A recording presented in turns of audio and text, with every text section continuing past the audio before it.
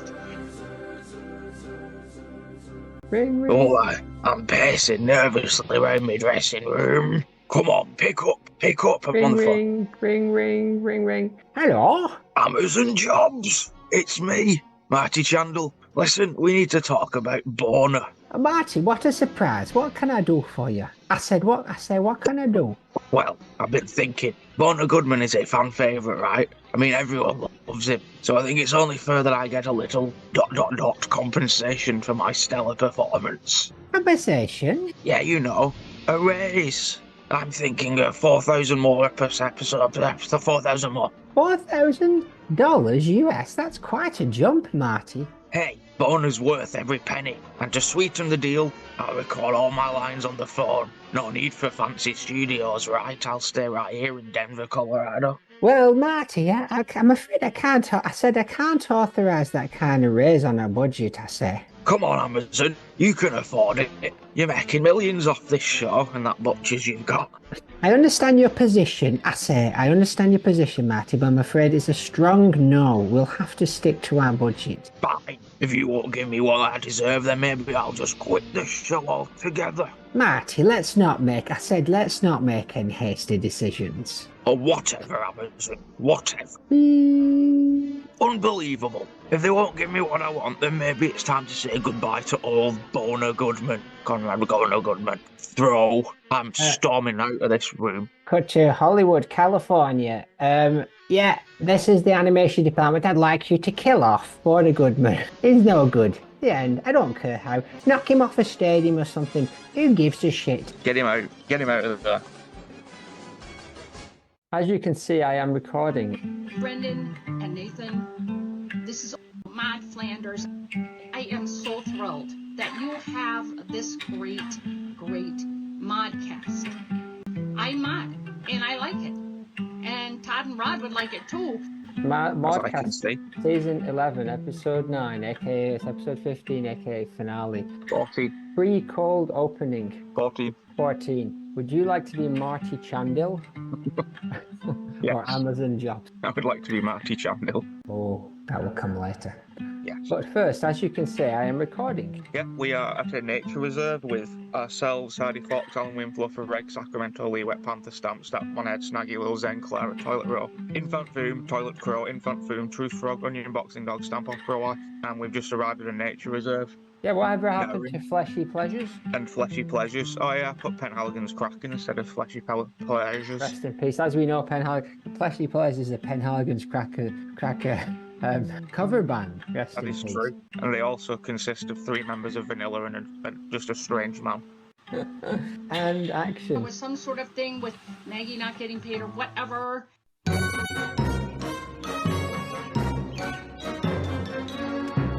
Now remember, we have to leave nature just the way we found it. Everything we pack in, we pack out. Pack it up, pack it in. Let me begin. What do I have to do my business, O'Leary? Use the plastic bag, Stamp. Oh, bloody hell, can I get in there now? No, Truth Frog, you can't. Oh, how come birds can crap in the woods and I can't just sit in that bag waiting for the delicious sauce to drip into my mouth? Tickling birds over there putting a bag of shite into a bin anyway, so...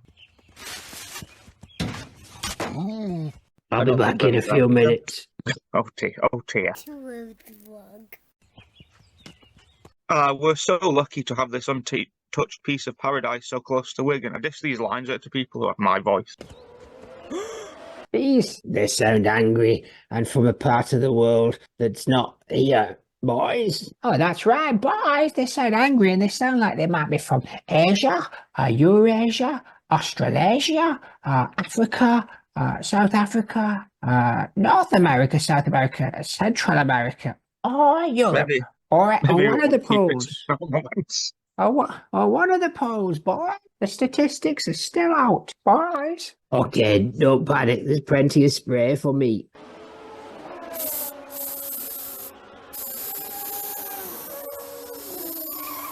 It sounds to me like I can hear a droning and a humming and a screeching. It doesn't sound like bees. In fact, we're even, aren't we? Weren't we in hell like 5 minutes ago? Oh my god, it's a racetrack. I'm Alan Winfluffer for the Bird Sanctuary. They ruined it.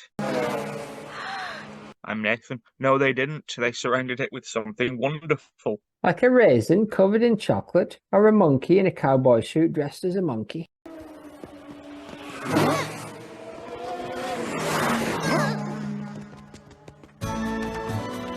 Look ahead, 2 parrots are flying with wrenches in their mouths. See, animals can get used to anything. Squawk, start your engine. Squawk, show us your mopes. Squawk, show us your mopes. Let's get that titty. Oh, let's get that titty out. You better do what he says, Marge. We had to change the name, Maude. A squirrel's just stolen a can of Skull from Truth Frog. Give that back. Give that back. That's burly full of urine. Still got a bit of skull left in it, mixed in with that 5% amber nectar. Oh, he's eating the squirrel.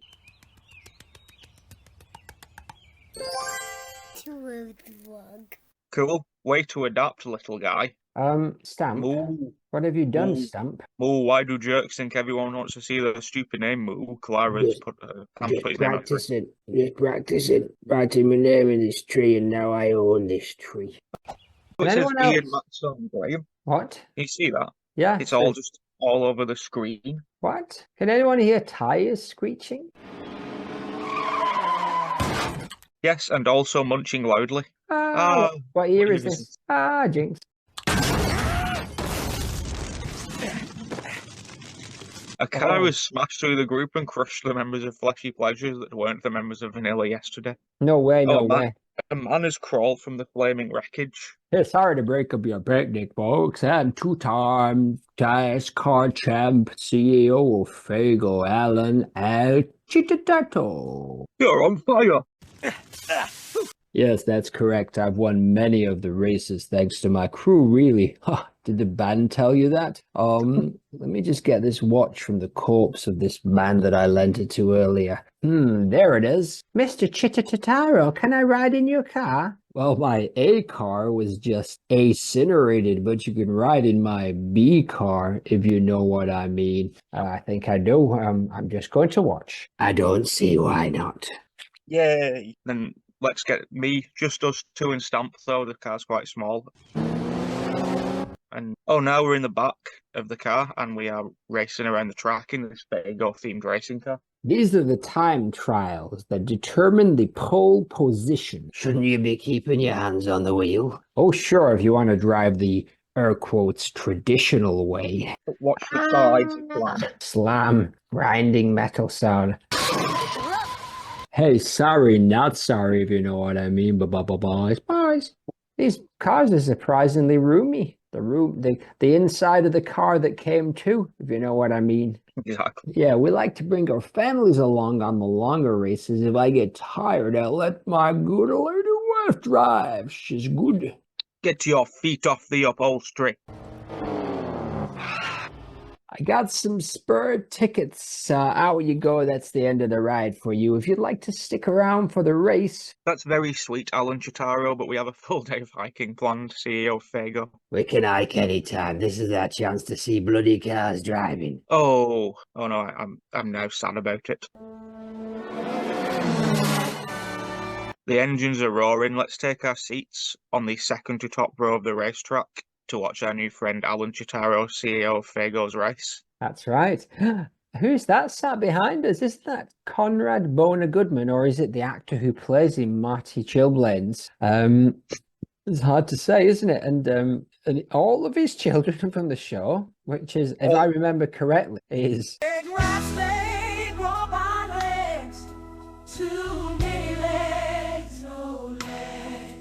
Twice as many legs as before, legs, ginger, silky nutmeg.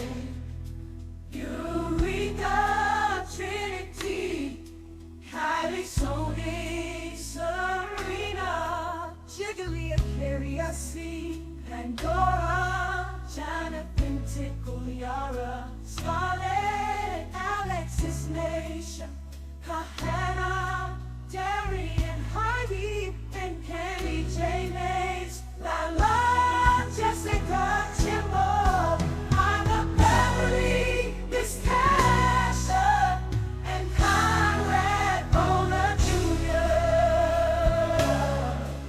twice as many legs as before. 4 legs. Hi diddly ho, pedal to the metalophiles. Hi diddly ho, pedal to the metalophiles. Maude or Marty, since when do you like to do anything cool? Well, I don't care for the speed, but I can't get enough of that safety gear. Helmets, roll bars, caution flags. I like the fresh air. I like coming racing with my dad, Comrade Maude Goodman, and I like the fresh air. I'm Silky Nutmeg, and I like looking at the poor people down there in infield. Oh, there's all of our friends in the A infield. fox. I can see a fox with a stupid fox with eyes all in his pockets. I can see a beardy man with a basket full of eggs. I can see some sort of large cat that seems to have been drenched. I can see what looks like a homeless man. I can see a man with a clipboard and no head. I can see a crow that seems to be hankering for a toilet. I can see a tiny dragon. I can see a dog with boxing gloves. I can see the corpses of 4 rock musicians, and I can see the wife of the homeless man. Dang, why'd you have to park by my parents' opera wife? Oh, now honey, they're my parents too. Jesus Christ, can you adopt me? I would love to swim in your filth. Gentlemen, start your engine. And may the best sponsor win. Daddy, can we move closer? Absolutely, Jiggly Goodman. We're up here out of range of the crashes and the driver's cussing. Move, you damn bot. Woof, woof, bite me, woof. Oh, Snaggy. Oh, a car. Look, it's flipping. It's flipped. It's landed over. It's Mrs. Alan Chitaro's car.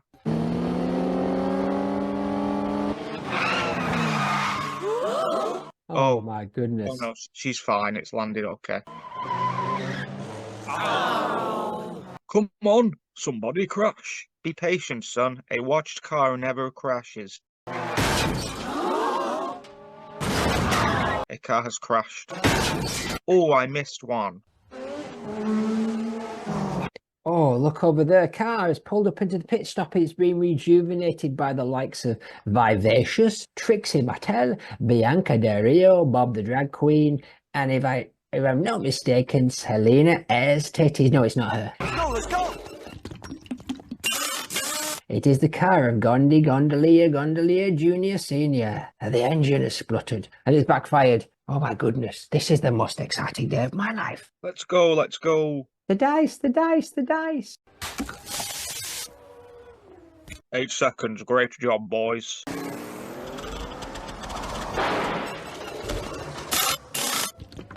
Let's go, new tires. Come on, come on. We're going as fast as we can. Hey, who are you? Oh, how rude of me. My name is... Oh, Where's she's she fed up. gone? She wasn't part of the race. She simply wished for a free car upgrade. She has rejoined the race, but has swerved to avoid Alan Chitaro, CEO Fago, and smashed into a wall in a ball of flames. Oh dear, oh, that's my bad. And now, here's something for the guys. Finally, I'm Alan Winfluff. Let's hear it for Flushing. Ammonium. All right, racing fans, who wants a free t-shirt? That will be someone else. Me.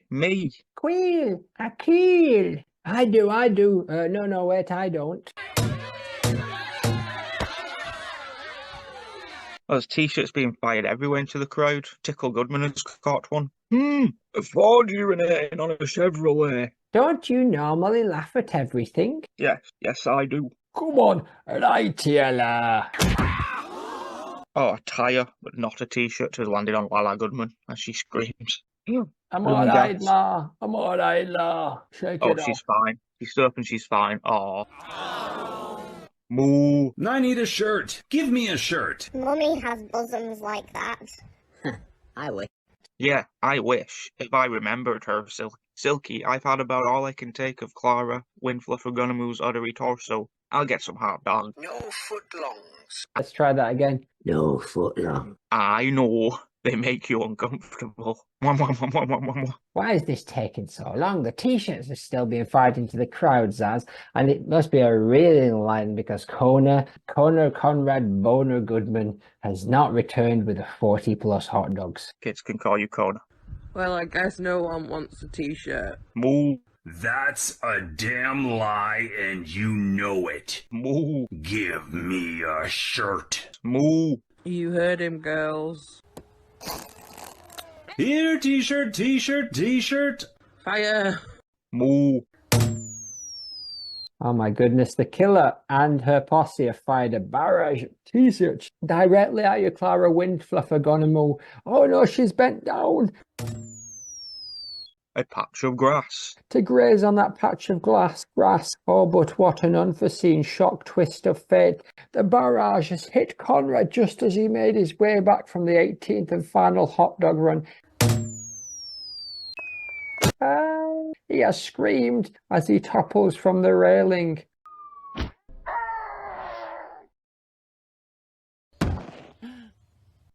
Oh my goodness. What? Maude's brother Conrad? Brother Conrad. Moo. Oh no. Stamp, John, Infant, Foom and Wet Panther are first on the scene. Oh my lord, she's dead. He's only fucking bought it. Oh no. Oh my goodness. What? Maude's brother Conrad? Boner! It's the Boner good man. In a world of chaos, Conrad's clan resides. In Springfield Township, where leisure abides. Silky nutbag robot legs and too many legs. With their laid-back ways, they join the hullabaloo. Idle afternoons in a land where they stay. With Garrett the entrepreneur and Maude happily wed. Conrad sloughed in the shines. No work ahead. Through misadventures and laughter, he journeys on with Conrad's indolence never fully gone. As they wander the great road uncertain but bold, in this world where mysteries unfold, they'll face whatever comes with their heads held high. With Conrad's inertia, they'll reach for the sky. In Springfield Township, the truest home, with Conrad's merry band, laziness they'll own. It's the Conrad Boner Goodman something podcast, episode 9000. 11E14. Who would have thought it? Who would have thought it? We find ourselves waiting for the funeral of Conrad Boner Goodman. Conrad Boner Goodman. He was taken from us too soon. He was. It was a very sad day. That was a couple of weeks ago when we saw that, but we have a podcast to do. We do. But anyway, Boner's gone, but me and you and Stamp and his opera wife were all getting ready to attend his funeral. It's hard to believe we're never going to see Conrad Boner Goodman or the actor Marty Chilblains who plays him again. And poor Maude didn't get a chance to say goodbye because she's been dead for 23 years. Well, from now on, opera wife, I'm never going to let you leave this room without telling you how much I love you and how truly special. Well, this is eating up quite a lot of my time. Maybe I'll just pat you on your bottom. Pat, pat. Yes, that works. Now, Stamp, you know that Silky Nutman and all those illegitimate children need us, and you know what that means. I know. No more being a jerk. Somehow we've ended up having to adopt them all, even though many of them are in their mid to late 20s, and some of them even straying into their early 40s. That's right. But anyway, we've arrived at the funeral now with the fox and the dragon or whatever it is, the corpses of the covered by. Can we have a eulogy? Yes, we will be. We will be having a eulogy. But before that, let's have a sponsor. Family of the deceased. Once upon a time, in the humble town of Springfield Township, there lived a man named Conrad Goodman, better known by his colorful nickname Boner. Conrad was a figure of both curiosity and amusement in the community. His legacy was a complex tapestry woven with threads of laziness, laughter, and a touch of begrudging acceptance. In many ways, Conrad Boner Goodman was a supporting player in our lives. Boner's days were spent in leisure, his afternoons filled with idleness, and his evenings with relaxation. With his clan of 17 children, including the likes of Silky, Robot, and Too Many, Boner's household was often a scene of chaos and commotion. Yet, despite his laissez-faire approach to parenting, Boner was tolerated rather than respected or admired by his family, Maude, Lori, his much more successful brother Garrett, and his many wives who I cannot remember the names of. He didn't grab our attention with memorable catchphrases or comical accents, yet in the eyes of the townsfolk, Boner was the town's most infamous moocher, a title he wore with a certain sense of pride. His days were spent lounging on the porch, his afternoons whiled away in the local tavern, and his evenings lost in the haze of idleness. And though his behavior often raised eyebrows and elicited sighs of exasperation, Boner remained a fixture in the community, his presence both irksome and oddly endearing, until he fell off that stadium like his sister. Spoiler: the people of Springfield Township continued to tolerate his presence, albeit with a healthy dose of resignation. He was a man who lived life on his own terms, a man who refused to conform to society's expectations, and though he may not have been respected or admired in the traditional sense, Boner was a character who left an indelible mark on the town he called home. And whether you noticed him or not, Boner was always there, sometimes. For Boner Goodman was more or possibly less than just a man. He was a symbol of defiance, a testament to the power of individuality or selfishness in a world that often demanded conformity. And though his legacy may have been unconventional, it was a legacy that would be grudgingly remembered for podcasts to come. Beautiful. I agree. I agree wholeheartedly. Here is my first of two. Sponsor, catch you later, flag. Paid for her and face a teenager is an Albert Square legend by Jesse Wallace Catnall for many years and has been a fan favorite from day one.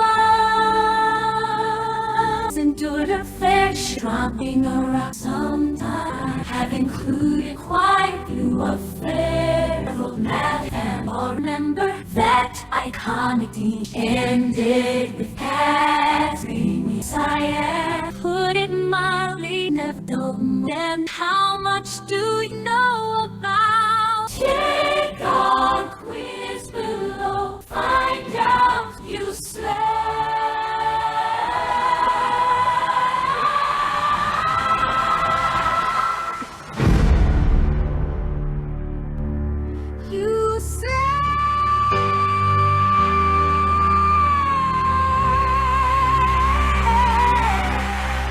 Very nice.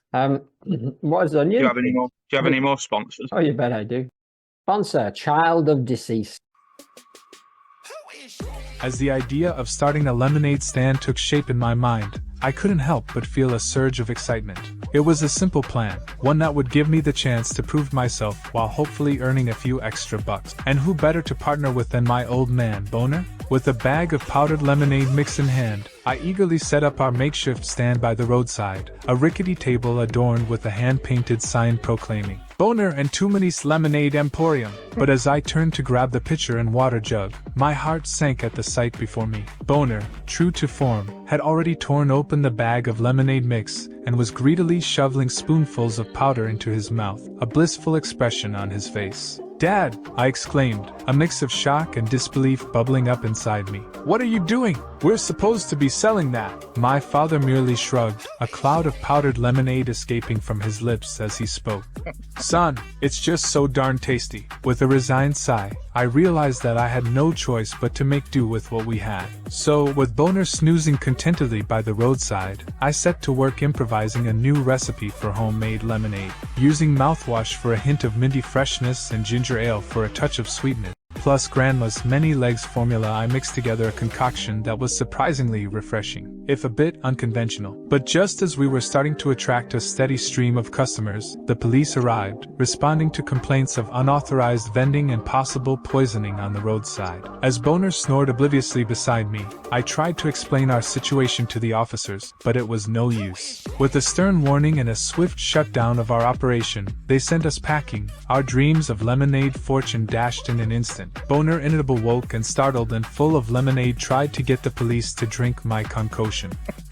He was led away forcibly into the back of the police car, screaming. As he was led away by cops accused of being hopped up on goofballs, I could not help but shake my head and chuckle at the absurdity of it all. As I packed up my stall, my 7-year-old eyes watching my father squabble with cops in the back of a vanishing car, I couldn't help but feel a sense of amused pride along with the shame of joy and the joy of shame. R.I.P. Father Boner, you rascal, we barely knew you.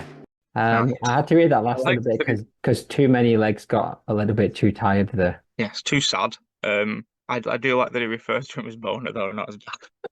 Sponsor, Slater's other 3 finalists from Sponsor A season, whatever it was.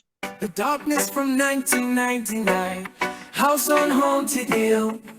The animators created the darkness by taking film of dancing nude women and mirroring the image in the film. One can make out the women that make the darkness a shape.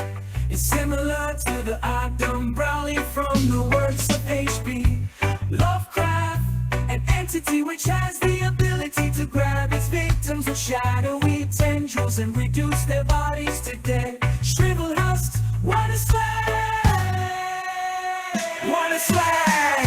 The frog from buffet, portrayed by Amber Benson, who was normally credited as a guest star, despite appearing in more episodes than other regulars like ours. And Riley, this is typical of how contracts are written for the actors. Seth Green and Mark Lucas' contracts specify that as regular characters they had to be available whenever they were needed for an episode. In contrast, Benson's contract was on a per episode basis, like Christine Sutherland and Annalisa Dushku. Hence they were not in the main credits, such as Sly and Warren Yonjan, former CEO, executive director, China Aviation or Singapore. Current position, former CEO, executive director, China Aviation or Singapore. Board memberships, all of Korea, Yosuko Ltd, China Aviation or Singapore. Total slag! You don't have to come and confess. We're looking for you. We gon' find you. We gon' find you. So you can run and tell back, run and tell back, run and tell back. Oh boy, oh boy. What a sponsor. What a sponsor. What a sponsor indeed. What a wild fun. What a fun time we're having at this funeral. And also, And also give me a number between 1 and 1 and 7. like hell, we're up to the as well, you know. Sponsor race did finish, but I received a videotape in the mail last week. Oh yeah. And Tell me more about that. it seems there was a completely lost season of sponsor race in the 1990s. Oh my goodness. Are you saying that we've got a completely missed out sponsor race from the 1990s? Yes, it must be the original season. The original, the OG as they like to call it. Yeah, we have probably enough time for half of it now. You don't have to run.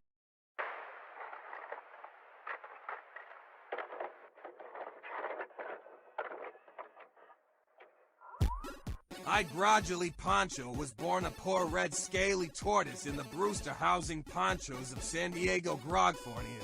But baby, you better work. Look at me now. As the original gradually of the world, I've had all my sponsor-based dreams come poncho. And now, it's time to share the love. I'm looking for the Maude Flanders Internet Museum and Database's first ever sponsor supreme.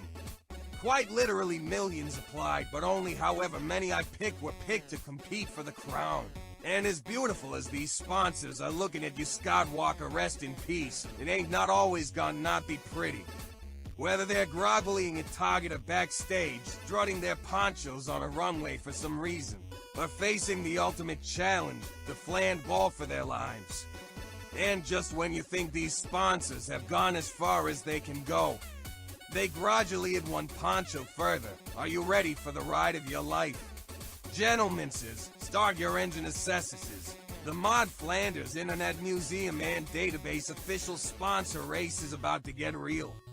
In 3, 2, 1. The Maude Flanders Internet Museum and Database official sponsor race. Start your race. Maude Flanders Internet Museum and Database official sponsor race. May the best sponsor win.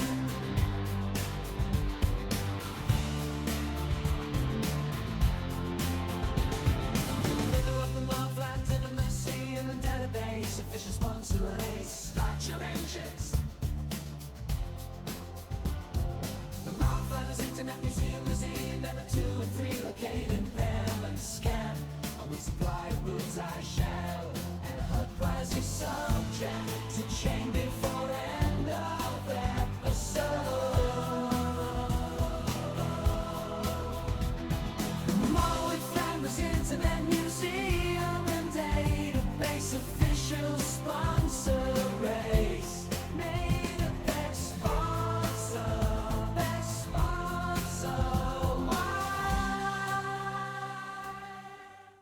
welcome to the first ever Maude Flanders Internet Museum and Database Sponsors Competition. Some people who invest in our company for some reason wish to prove themselves to be the best of the best in regards to sponsors/investors, but we'll always call them sponsors for legal groggolies. And popular channel Sky One is allowing me, Gradually Poncho, to host it for an unreasonably large fee. I'll let you guess it's not $3,999. I am your host, a fire tortoise initially from hell, but now I live in Standish, Gradually Poncho. With me as always is my fiancé, Leld Hamilton Bass. Isn't that right, Leld? Ja, dat klopt, mijn liefst. Fan-fucking-tastic love. Now let's get this over with so we can watch some current popular movies such as The Full Monty, The Matrix, Titanic, Jurassic Park, and Space Jam. I love Marvin the Martian. Ik geef de voorkeur aan Foghorn Leghorn. What's that, Lel? Our first disagreement. We zien het erover eens dat we het een eet me een zien, maar je hub verdoemd ongelijk. Didn't get a single word of that, love, but that's what makes us special, isn't it? Don't answer, we have to crack on now. Bring in our sponsors. Essau, the smoke monster. Boo, a shaman.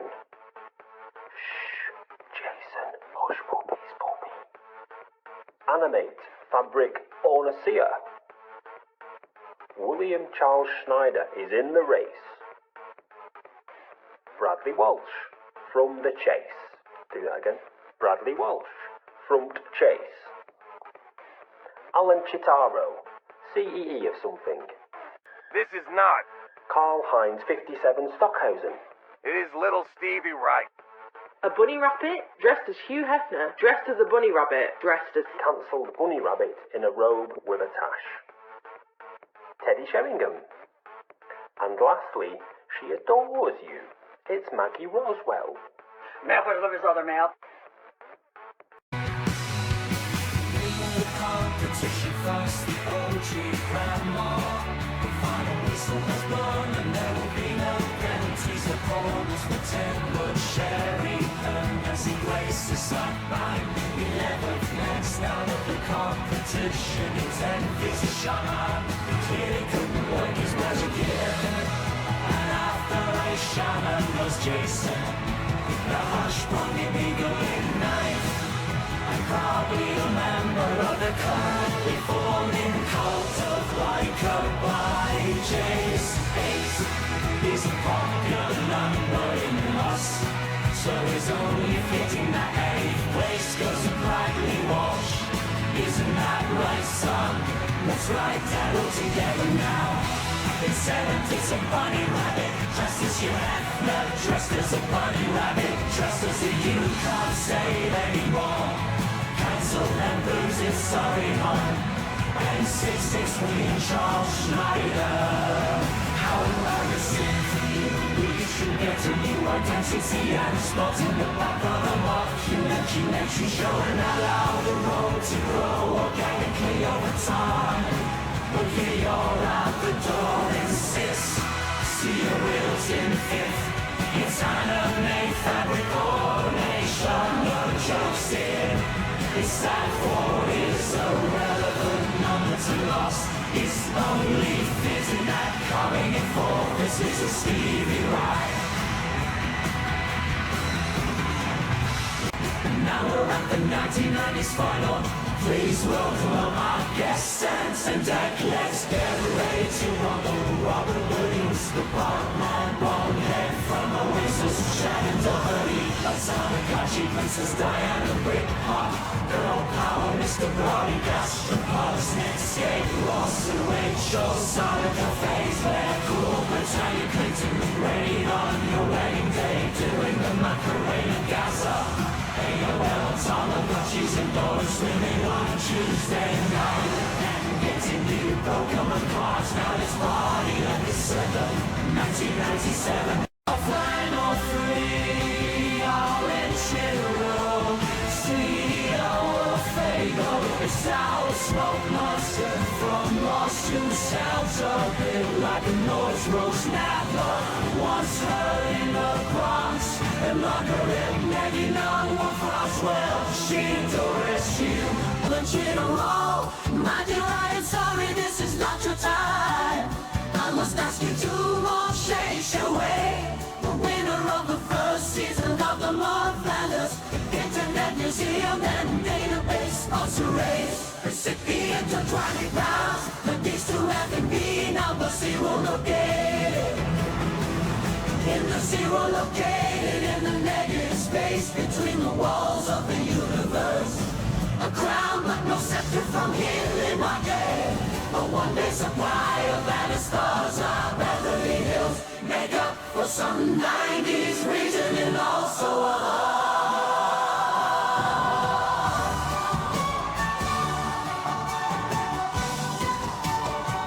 the winner is dot, dot, dot, dot, dot, dot, dot, dot, dot. Oh, attention. The Smoke Monster. Congratulations, smoking that brass plants take you away. So that's just in the future. Is it food or is it past? Is this?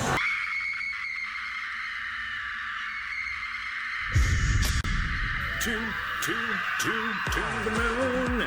the moon, ooh, ooh, ooh, ooh. I would like to take you away.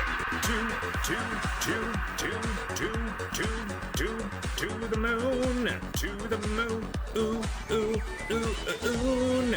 I would like to take you away. To the moon, mucho thanko. What year is this? To the moon, ooh, ooh, ooh, ooh. I would like to take you away. To the moon, mucho thanko. Mucho thanko. What a great episode of the first ever 90s sponsor race. And this is definitely a normal length episode. Yes, 100%.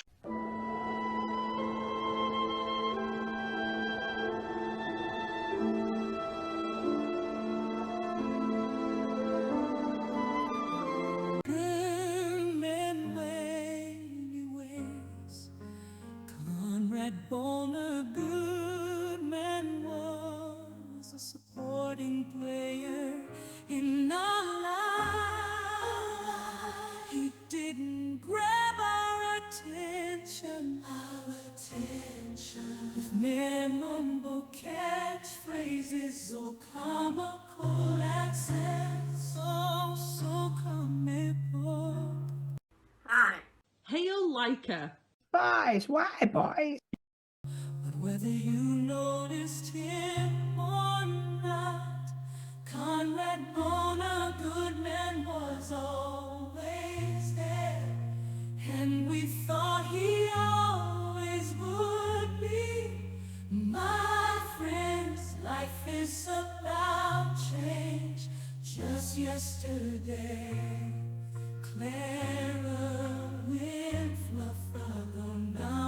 was a lonely bachelorette. Yes, Maude, these are intended to go in. The eulogy will be read by someone else, and these are the interjecting lines. Okay. Yes, Maude, thank God those days are over. And the ponchos were enjoying storybook mange. Yeah, lots of storybooks have witches. Oh, suck me off grudgingly, you asshole. Sorry. And now the good people at Fleshy Demonium is part of a gender settlement. We'll fire a 4,000 t-shirt salute.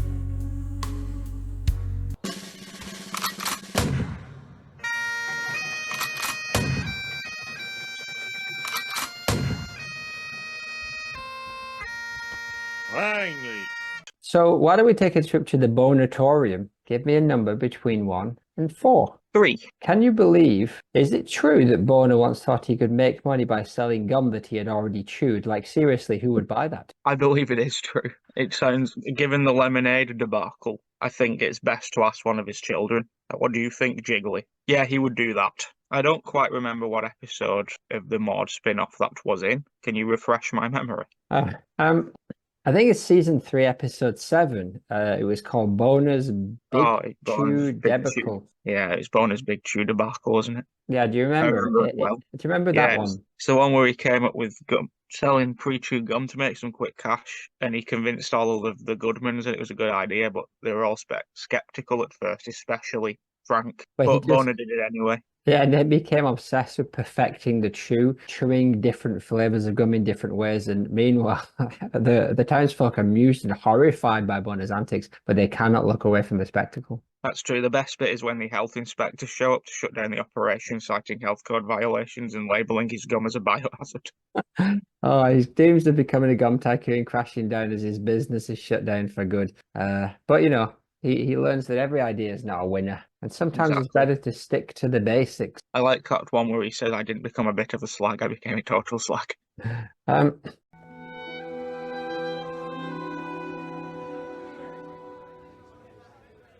But anyway, here we're now. The funeral's over, and we're at the wake of Conrad Mona Goodwin. There's Madge Tinker Turnbull. That's right, I'm here. Morgana. Hello. And Fu, her husband. Hello. Helen Handbasket Ham's made it back from Vietnam. Yes, I had to make the trip. And rather sadly, of course, his twin brother Garrett. And 35 illegitimate kids, and none of the ex-wives. None of the ex-wives showed. Not even one of them. Oh well, you know, he wasn't well loved. No, he was not a popular man. Boys, Garrett, my friend, please know that the mac and cheese factory is there for you 24 hours a day. Will you? Huh? Oh, thank you, Statman John. And I'm going to give you all of March frequent squishy stats. Boys, the boys at headquarters will not like it, but I'm getting pretty sick of them and their somewhere attitude. I won't do the voice. That's enough of that, Statty. Look, gee, I know you haven't hung out much, what with your insane fear of frogs, and me being a frog, and me being banned from the church and all that, but that's all right. You were a bit of some days, there's something, weren't he? Slurp, if you know what I mean. Wasn't he? Thank you, Truth Frog. I appreciate that. No, I mean, I really would. I'd be on him in a second if you were dead one so fast. What are you saying? I'm not saying now, lad. You were hot. You were banging. You were banging. You were fit as fuck. Can you not take a fucking compliment, yo? Hot? You monster. That's good. No, let it out. That's it. Let it out. Oh, shall we break up that fight over there? It looks like Garrett Goodman is absolutely banging the shit out of Truth Frog on the floor, kicking him around. Oh, yeah, that's good. Let it out. Oh, that's good. Oh, that's it. Send me to Boner. Oh, that's it. Here I come, baby. Come on. Oh, yeah. Well, shall we move on from that? Yes. Can you give the good people some context for this content? I might as well. This is the mop-up episode that we have come to know and love. We haven't done a mop-up for a while. I miss the days where we would do like virtual Springfield, etc. And by the days, I mean that one time that we did it.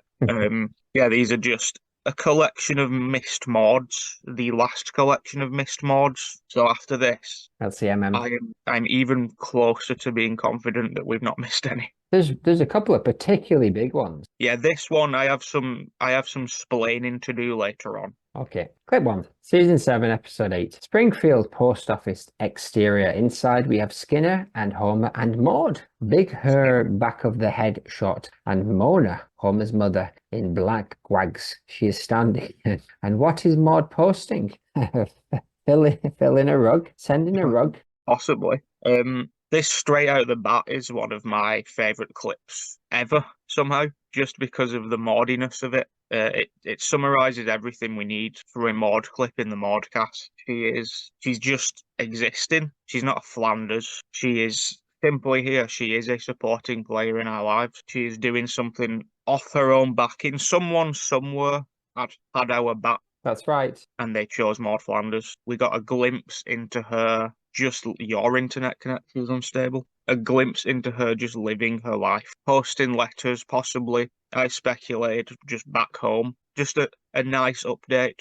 As a Magdalena, I can't see having an affinity for technology even in the 90s. So phone calls were probably out the window. So this is probably just Maude's monthly letter to Magdalena that we have never looked at. That's true. We've never looked at it. Only diary entries, never letters, of which she must have sent millions. Yes, well, before season 12, I'll see if I can get in touch with the post office in Springfield Township or Magdalena herself from Beyond the Grave and see if we can amend that letter situation for season 12. Oh, that's it. It's never too late. A Maude letter too late, but not too late. What do you think about Maude in the post office? I think that it's admirable that she's very easy to recognize from the BOTH. There's no question that that's Maude. She's got the shape, she's got the colors, and she got the big old broccoli head. Yes, our favourite.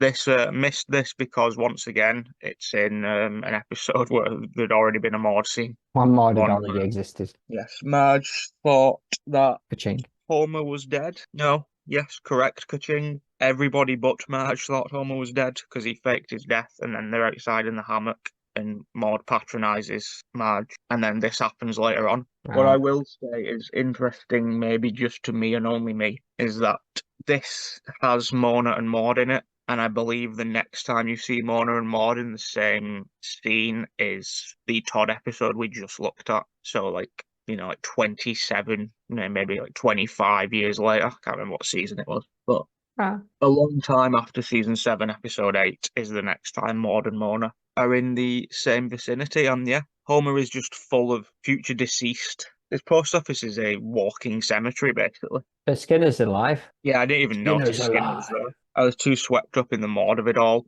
Who's behind the counter? The bank worker.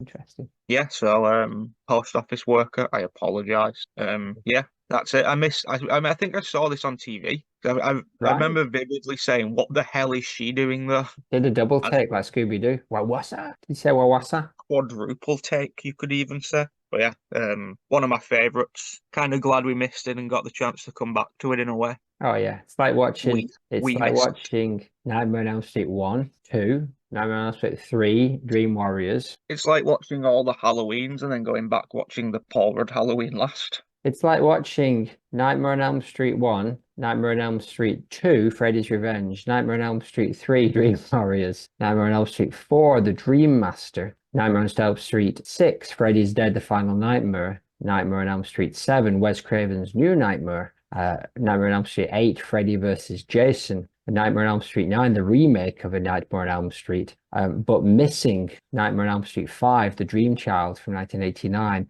and then going back and watching it. And it's not that good, but you'd be like, wow, I can't believe I missed an entire movie in the middle of this series. Now my knowledge of Freddy is complete. In a way, it's very it's kind of good Lynchian advice as well. If you want a David Lynch or Lost Up a TV show, just pick your own episode order. Oh yeah, that's not what they did though. No, that is what we have done here though. In a way, that was unintentional. Robert Englund. It's a shame if you watched just missed out on 12 seasons of sponsor. Sorry, Robert. Robert Scotland. Scotland. If you had watched all those Freddy Nightmare on Elm Street movies and thought you were a completist, well, you'd be kicking yourself for missing Freddy's Nightmare.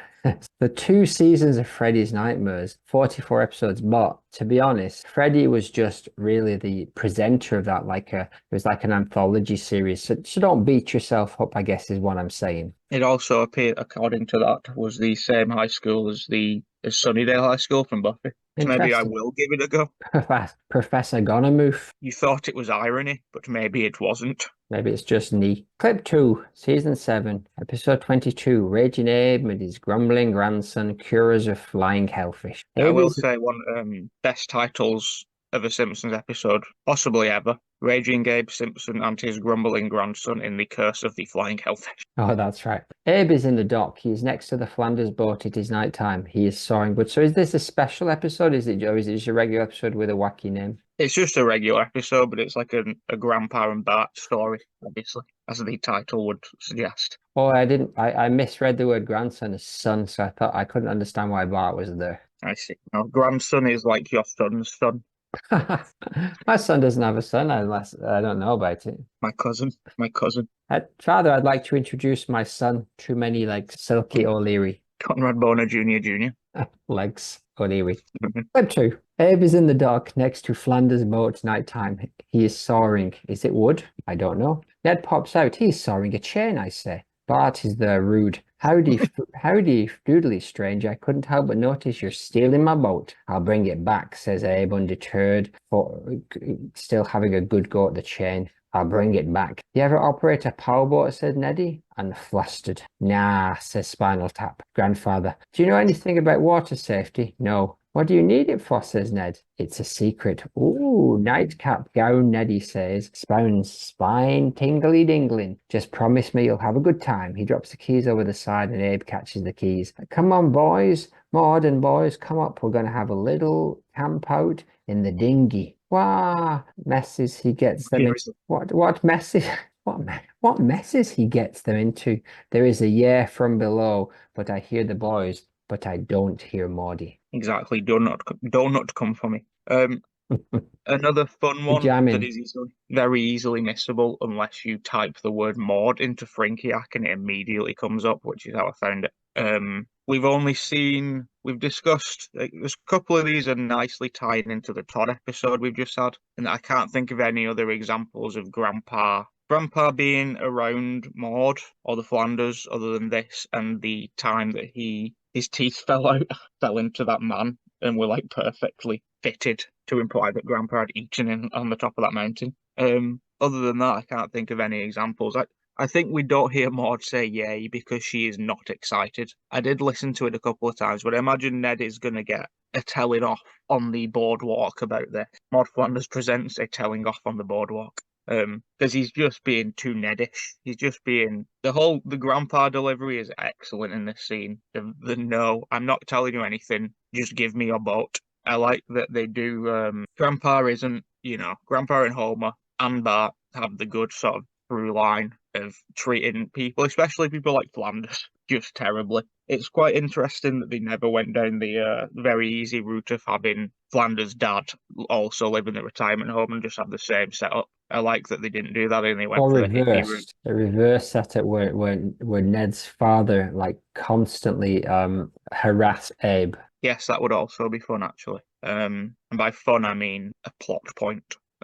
Yeah, I don't see anything about this scene that she would be particularly thrilled about. A camp out in the dinghy when she's probably sat in there in this nice boat that they also own, which I think we knew they owned a speedboat, but this is not that boat. No, and we knew they owned like a camper van, right, for a bit. Yeah, so they're either selling things. Maybe Ned has some kind of vehicle thing we don't know about, where he's like into the latest camper van and then he wants to swap that out for the latest houseboat, etc. Vehicle fetish. Yes, three pairs of vehicles. Exactly. So yeah, maybe that's going on and she's just thinking like, well, enough is enough here. You've just given the next door neighbour's dad the boat, and Ned would turn around and be like, well, to be fair, you invited him for dinner on Christmas Day. So they would probably have a little diddly argument about it, but ultimately they'd all sleep comfortably in that dinghy. Todd would probably say something quirky and break up the tension, and then Rod would probably play the insuling card to bring everybody together. Or I need to sit down, and then they'd all forget about what they were arguing about. And maybe they'd kind of he'd roll over and he'd tip the entire dinghy out, and then they'd have to sleep on the dock, and they'd be shivering and saying, "Mummy, I'm cold," and she'd like huddle them, and she'd be annoyed, but she wouldn't make a particularly big deal of this terrible thing that Ned had once again got them into. Again, yes, I agree. Maybe Rod got too ill and said, "Call the boys from Planet Janet." He'd never do that. But it is nice that Neddy didn't really mind that Abe was going to steal his boat, and obviously he knew him, so he's pretending not to know him, but he knew that even if he didn't run away with it, he'd be able to get it back. Yeah, but Ned doesn't. It's possible that Maude might be in on this as well. Giving things to other people is probably a good checklist thing for getting into heaven.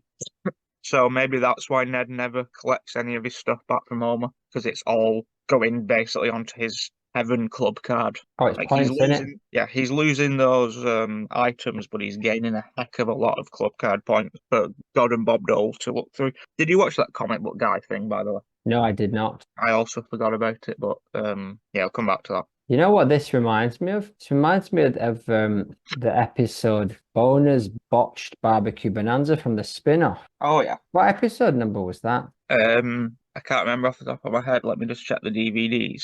Oh, it was episode 17 of I've mixed the discs up, sorry. It was season 4, episode 17. Yeah, do you I remember what he remember it did? like it was yesterday.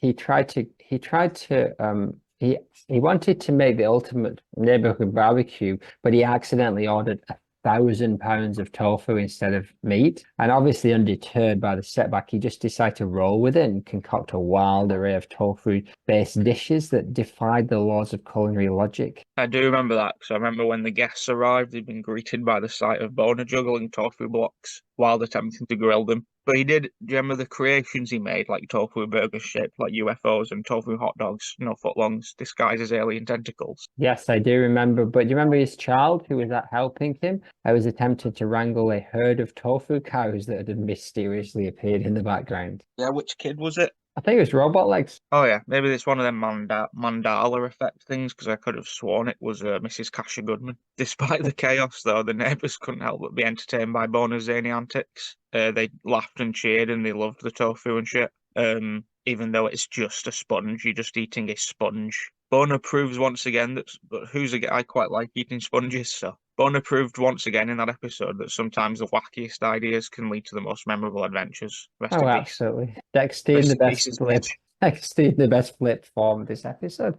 Yes. Absolutely brilliant. It was a great episode. But in that one, strangely, he wasn't very lazy. He was very active. Yeah. I think we should approach. We're still at the wake, by the way. I don't know if I zoned out a little bit there. Well, I did zone. Getting into contact and watching the paramedics take away the burly breathing body of Truth Frog. Yes, he'll be okay. He'll be all right.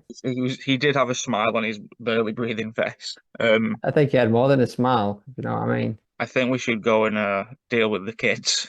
I think he had his own Conrad Goodman, if you know what I mean. So just to be clear, we've now somehow managed to inherit all 17 grown-up children. That's incorrect. All 35.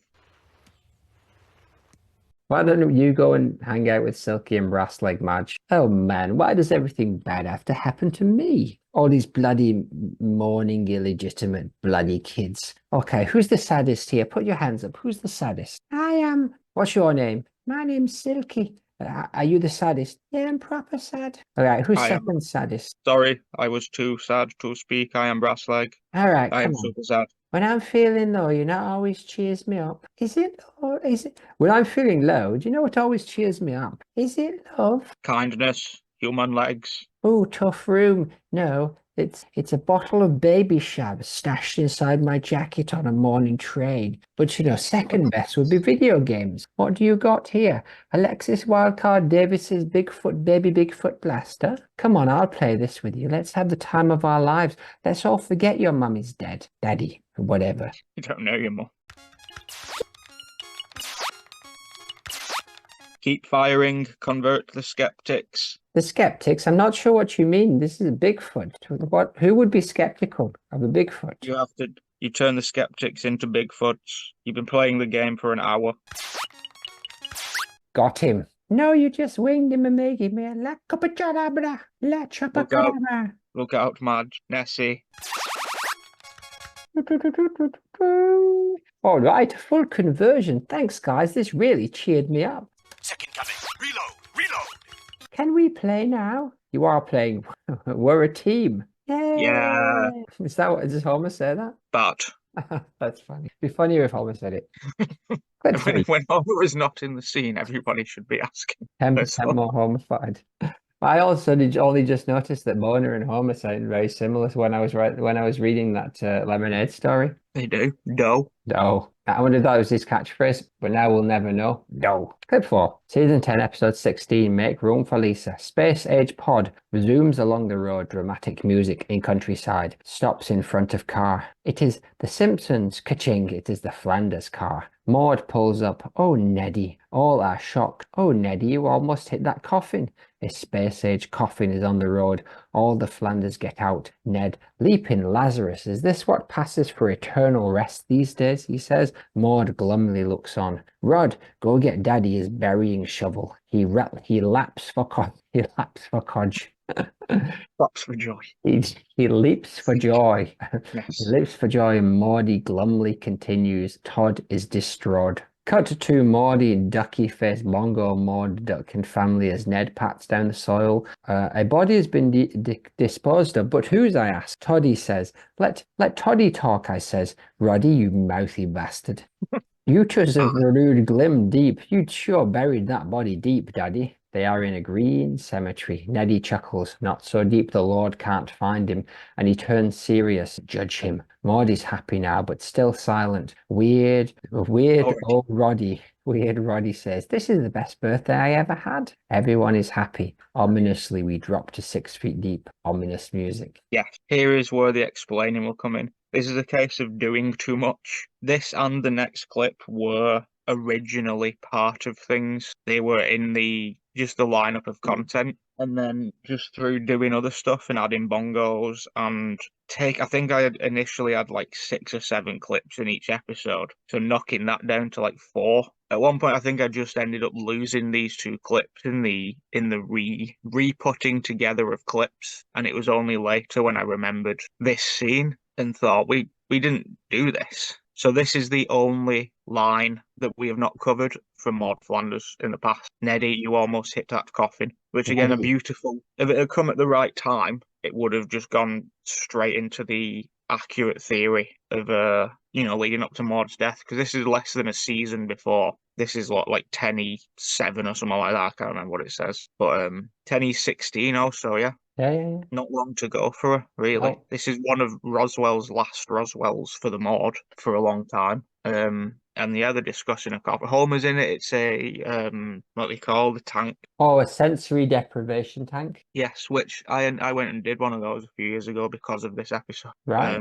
Lots of fun. Yeah, Homer. Did you enjoy it? Because Lisa. I imagine it would be horrific. I enjoyed it thoroughly. Nice. It was like being in space. In wet space. Yes, it was kind of not wet. The water's salt mostly or something, so you don't go under. In a slimy and salty space. Yes, great. But yeah, so Homer's inside of that thing, and he still thinks that he's just having a really good sensory experience, but the place has been shut down, and he'd been put in the back of a truck, and the thing's fallen out, etc. Etc. It's a good premise of a story, though. To be honest, does he die? No, he does not. I think it just goes through into the sewers. I think they bury him so deep that it just sort of cracks through to the next level of sewers. He ends up on the beach. And is that how sewers work? A whale. I don't know. Let's find out. Ask Truth Frog when he gets back. He's not coming back. No. Nice. This is also the last chance you're going to get to see Maude at someone else's funeral, or possibly the only time other than that Trees of Horror Ned funeral. This might be Maude's only funeral attendance. And from their eyes, it is a funeral, so we can't take that away from them, unfortunately. No. Yeah, this is at the time when everybody was still comfortably, similarly to Larry, who has not been brought up yet, but, rest in peace, Larry. 2 weeks ago, no one was even thinking about the possibility that Larry from The Simpsons might be dead. And I imagine at this time in these Flandersy kind of scenes, that was the same feeling of no one was looking at this woman and thinking she's going to be dead this time next year. No. She was just a supporting player in our lives. Very much so. This is a lot of foreshadowing in the most horrific kind of way. It's interesting that they all were on board with going to a park and just digging it up and burying him. No headstone. Yeah, they don't even check it. They don't check that it's a coffin. It's very it's hastily done again just to buy Jesus point. And again, maybe Maude's just got that little bit of disruption thing going on where she's saying don't check. But it kind of it doesn't don't look check like for maybe a living man in there. Yeah. It smells like Homer, don't check it. No pot lungs. Or there's just the chance that she knew. Like she saw them going out, like, where are you going today, Lisa? Oh, me and Homer, the father, are going to this sensory deprivation thing. And then, next thing you know, Maude's confronted on the road with a sensory deprivation This tank. can only be one person. There could only be one person whose chain of events lead this. Milhouse's dad. Exactly. And even if it is Lisa, it's still one down in Maude's eyes. I don't think she'd sanction that. I think she would draw the line at anyone other than Homer. I agree, but she would also, you could probably talk her into it knowing that Lisa would also, I'd say let's not rule it out for her. Let's not rule it out for her. But it's quite an interesting journey they went on there. Where were they going? I don't think it's established, but let's say they were headed to the beach because that's where the thing ends up, and so they can't be too far away from the beach. Or maybe they were just out looking for coffins to bury. Did they find him on the beach at the end? No, this is it for her, presumably, until I watch the last 5 minutes of that episode and see her again in it. And now it's time for Lil Zen to put you to sleep for a little bit. You've had a long day, so have a nap now and come back to the podcast. And that will sufficiently explain the quick topic change and contradict. Shortest episode ever.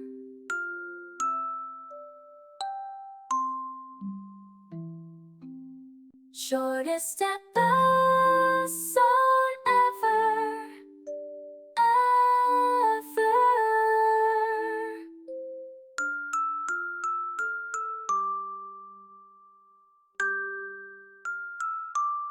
And action. Well, as I can see. As you can see, this really reminds me of one of Boner's, like an episode in his life that I could only describe as his sluggish science spectacle. Do you remember when he reluctantly agreed to help his children with their science fair projects? However, true to form, he procrastinated till the very last minute, leading him to scramble for ideas on the day of the fair. Yeah, I do remember that one. It was when the clock started ticking down, he just threw some slapdash experiments together using household items such as mixing baking soda and vinegar in a soda bottle to create a makeshift volcano 36 times for all the children. However, what about his lack of preparation though? Oh, it just led to, you wouldn't believe the comical mishaps it led to. He accidentally set off 38 mini eruptions that splattered the judges with foam. Oh my goodness. What was soaking up Megan Robot Legs doing at this point? If I can remember, I haven't seen it for a while, but I think they were attempting to salvage the projects with last minute adjustments. And if I'm not mistaken, Too Many Legs was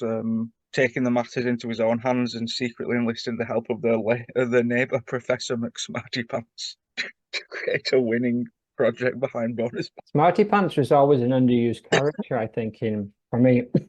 He's kind of the Maude. He's the Maude of the bonus spin-off in many ways. Unnamed bonus spin-off.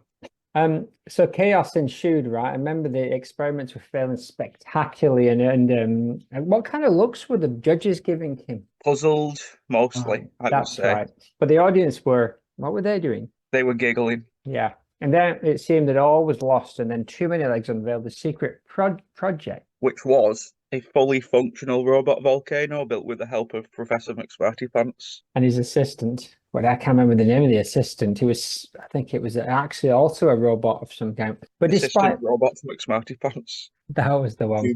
Nosy Bonk McSmartypants. Yes. Despite his laziness and reliability, his children's ingenuity and resourcefulness earned the end of the day with the first prize for all of them, joint first prize. Wacky and heartwarming is how Entertainment Weekly described it. Yes, I can only agree with EW on this one. But I'd say that was in the top. It's not in the top 10, but it's a top tier episode of the Untitled Bonus Show. Well, let's get into the clip, and then I think there'll be plenty of time for sponsor races after that. Clip -4, season 10, episode 17, maximum Homer drive. So an overhead view of the Simpsons house. People be quiet, it's night. Loud doorbell sirens. Maude comes in a dressing gown along with Bumblebee, Mount Hibbert and all, and if it's woken them, it must have been really, really loud for the Flanders because they live ages away. I'm really sorry, says Penis Head Marge. I've tried everything. We're just going to have to live with it. Well, glum lickus were our men. When men are not on screen, the audience should be asking.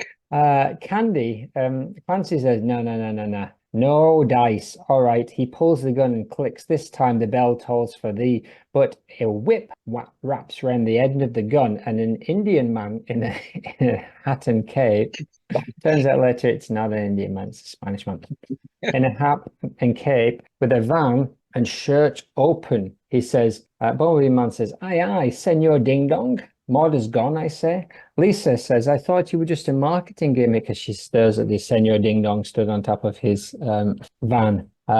Marge grins like a madden. Spanish man says, there was a time when that was true. Azuria, I think. He postures. Of course it is. We want someone to do a voice. Is it going to be problematic? Yes. Hank Azuria is your man. Where is he? Where's Spinal Tap? Spinal Tap realized years ago that the safe bet was old men. Yes. He had his hibbert took off him, though. Thankfully. Oh my Where's my hibbert? Where is my hibbert? Says Spinal Tap. Marge, get a room, I say. He whips the goddamn broken chime off the wall. I am so much more than Duffman. He whips the whip and whips the goddamn broken door chime off the wall. They all cheer. Marge, get a room. Oh my God, Senor. Oh, muchas gracias, Senor. It is night. Senor stands proud on his van. It is night. Dinara, if you ever need me, just ring. He dramatically jumps into the van. They all contentedly clap. Maude has done one, but Rod and Todd are there, holding hands, and the father is there. Senor Ding Dong, his car won't start. So Maude had not done one. She is right there, quietly waiting in a different coloured dress. Does she go home and change? Does anyone have jumper cables, Azuria pleads? Oh, Hank. Oh, Phoebe's boyfriend. Yeah, another one that we missed because I put it in, then altered all the clips and the episode numbers for us, and it got lost alongside the coffin one we looked at. I like it though. It seems like it a lot. Night Maude isn't something we see a lot, is it? Really? No. Maude after dark. Yeah, MAD. We really don't see her out of the house at this time, and obviously she's only out of the house now because of inconvenience. I do like that the bell is playing the Turtles song. Is it the Turtles? Like Homer and Marge's song. All right, not the theme tune from the Teenage Mutant Ninja Turtles. No, not that one. Heroes in a half shell. Turtle power. Exactly. Why do birds suddenly appear in a half shell? I think Senor Ding Dong will have his day. Senor Ding Dong's had his day. Very close to Duffman as well, like the same season maybe. So it's quite surprising that there was only room for Duffman going forwards and not several more mascots around town, such as Senor Ding Dong, in the way that, you know, you just see Bumblebee Man knocking about in his Bumblebee suit. Senor Ding Dong, I imagine, and Duffman would just be walking around wearing the costumes. I'm not going to do the voice. There could be some kind of like, support group. That seems like kind of like cheesy shit they do. But there's a support group where all the Duffmen and all the Senor Ding Dongs and all of that crazy one who's got a hooter for a nose at the basketball game. Oh, yes, the goofball. Yes. Popped up on Capital City Goofballs. That's right. I do like the line when she said, I thought you were just a marketing ploy, and he says there was a time when that was true, which is very Maudecast in that he was probably once just used, as an ad, and now he's become a fully fleshed out man with a story and a life of his own. He's taken on this life. I knew there was a reason we waited. Indeed. Shall we do it? Maude herself, Maude Flanders in this scene. Oh yeah. Probably furious that this is happening so close to her. If you saw how annoyed she was when the phone kept ringing that time and she threatened to kick Ned out. So it's obvious that she is first of all, probably quite a light sleeper, it seems, and also easily irritated at night. And this is one of those times when she completes her mobbing. She doesn't leave halfway through, even though you thought she might have done. She sees this one out. She needs this. She's got a stake in this one. This isn't one of those where it's like, oh, somebody shot Mr. Burns, even though it was her, and somebody's knocking down the burlesque house, etc. Where she can just leave halfway through and it doesn't matter to her. Whereas this one, she stayed for the burlesque house as well. Though. This one, she stays till the very end to see what happens, see it through. And our last glimpse at Maude before we are all caught up is this, I believe. Really? I believe this is our last. Is there a clip after this? Yes, there may be several more. Oh yeah, no, I forgot about it. Yeah. Okay, it's because the last one was a shock twist for me. Yes, just one more clip and then we're actually caught up to where we're going to be at the start of season 12. Precisely. The final season of the Maudecast. What do you think she's thinking and doing? Well, we know what she's doing. I think she's enraged. That's the fact that she's been waken up by a noise that is so loud that people from across town were actually disturbed by it. I'm surprised that she hasn't got rags stuffed in her ears. Yeah, I wonder if the town are there because there was just a commotion began, and the more people that came, the louder it got at the Springfield house, Simpson's house, kitchen, the Springfield. So yeah, I would say that could be part of it, but yeah, she's not here for this, and she doesn't care that she's meeting a local celebrity either. No, I don't think she'd know who Senor Ding Dong is, although, to be honest, more than Duffman. She wouldn't know Duffman, but she may have known of Senor Ding Dong. No, she wouldn't know Duffman from Garrett Goodman, but SDD she may have seen on her. She does know Garrett Goodman, that's her brother. She does. Her living brother. Her one living, surviving brother. Which brings us on to... I also think she did go home in the middle and got changed because I think she realised the importance of her being there at the end. But she realised that with so many people out, she couldn't go out there dressed like a slapper. Yes, that's later. Maybe she noticed there was a stain on her dressing gown and she felt humiliated, so she went back to... Now a stain. What kind of woman do you think she is? I think she probably caught it slightly on a fence as she was coming across, and it slightly plucked the cotton, and that was enough for her to want to go back and change. Yes, either that or somebody akin to Barney who was there, like, just sort of rubbed his arm against her arm, and that was enough for her. There's a delightful off-character Barney who looks very Dangerfieldish. Yes, ODB, off Dangerfield Barney. Rest in peace. Rest in peace. Sponsor race Squid Game spoilers. Yeah, that's pretty much it. We have seen her change clothes mid-scene though, so. Oh yeah, in the old days we speculated she had a power, but no evidence has been presented to show that might be the case. But unless you forget, we're still at the wake of Boner. Rest in peace. Lady John Ham's there. He's finally turned up, and the kids are quietly crying. That's nice. All 36 of them, varying ages. Now, Garrett, if there's anything at all I can do to help out. But quit hogging Garrett Goodman. I want to comfort him. Ho ho ho. That's nice of you. Is it Brian? But I think I'll just go to bed. Then I insist on walking you home, Lady John Ham. Let's go. I'll walk you to the front door from wherever in Turn Peaks the wake took place. Springfield Township? Sure. Turn Peaks would be in Seattle, Washington. That's it. John, this really isn't necessary. These fill-ins are normal, Conrad. They're part of the process. Watch out for the sprinkler. Hey, that's my sprinkler. Also, I'm Garrett. Conrad just died. Listen, it's natural to feel that way, but the sprinkler is gone. It's time to let go. Ka-ching. I just bought that. Yes, I'm going to take it home just to try and repair it. It's never easy. I know you're feeling sleepy now. You're going to sleep. Let's avoid the fireplace with my legs made of dynamite. You want anything else? Water, chili fries? How about some white noise? Oh, Lady John Ham, you don't have to.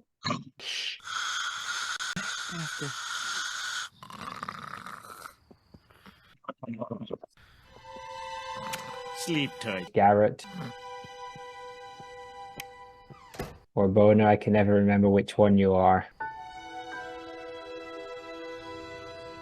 What is that? While he's doing that, why don't we move on to the final clip 5 and 6. Exactly. Season 11, episode 4, Treehouse of Horror X. It is a stormy church and there is lots of stuff. Menacing Lovejoy says, Judgment Day is upon us. He points, I warned you, the Lord wouldn't stand for your mini dresses and beetle boots.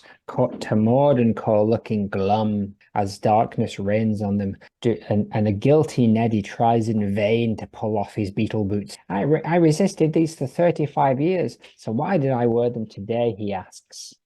I do like the sort of semi-recurring Ned and the Beatles thing that they have going on. That sort of, it's been mentioned 5 or 6 different times, but without a kind of through line, I think just accidentally, or like, especially the first few, just sort of references around Ned and the Beatles, and then they did that whole like Beatles room thing later on, where he's like a super fan, which makes no sense, and I'm not a fan of that.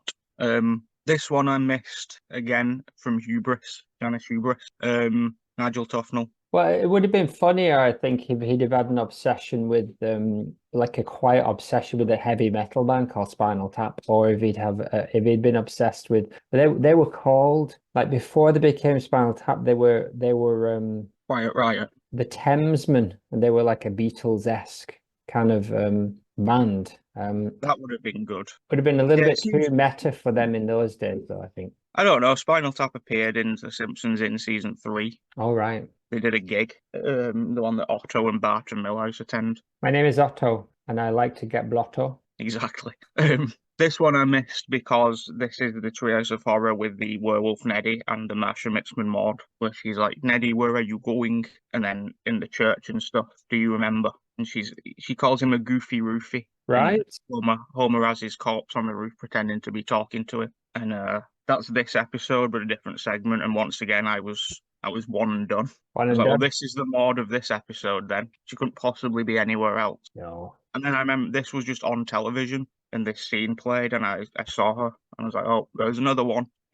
What I do think they've missed out on, though, is putting Maude in a mini dress. They've put this all on Ned. All on Ned feeling guilty and blaming himself, not the rest of the family. They could have. I would have had Maude in full Maude, and Rod and Todd would have just been like Ringo and Pete Best. Well, I don't know if it would have counted if they'd have been in fancy dress, you see, because they could have done like a fancy dress thing where he was going to like a 60s theme party and they were all dressed in that, but then that wouldn't have been as funny. Not as funny as this hilarious scene was. That's true. I do like that he's it's a very Ned thing to happen, isn't it? That he's been looking at these boots for so long, and whilst Maude's got 3 pairs of shoes, and then the first day that he wears different boots, the Y2K happens. Is that what that was? Yeah, but also Marge and Helen and a group of musical theatre students performed a Y2K musical in their last year of school. So this is quite confusing at the same time for a show for if Ned had bought those shoes in episode 1 of The Simpsons, he'd be putting them on now.